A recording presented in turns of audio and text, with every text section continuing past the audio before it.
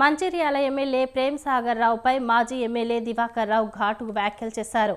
ఏడాది కాలంగా ప్రేమ్ సాగర్ రావు చేసిన అక్రమాలపై సిట్టింగ్ జడ్జితో విచారణ జరిపించాలని దివాకర్ రావు డిమాండ్ చేశారు. బీఆర్ఎస్ ప్రభుత్వ హయాంలో చేపట్టిన ప్రభుత్వ పథకాలను ప్రేమ్ సాగర్ రావు నిలిపివేసి అభివృద్ధికి ఆటంకం కలిగిస్తున్నారని ఆయన ఆరోపించారు. దీంతో ప్రజాధనం దుర్వినియోగం అవుతోందని విమర్శించారు. కాంగ్రెస్ ప్రభుత్వం 6 గ్యారంటీలు 420 హామీలతో ప్రజలను మోసం చేసిందన్నారు. మంచిర్యాల అంతర్గాం మధ్య గోదావరి బ్రిడ్జిని ఎందుకు నిలిపివేశారో ప్రేమ్ సాగర్ రావు సమాధానం చెప్పాలని దివాకర్ రావు డిమాండ్ చేశారు.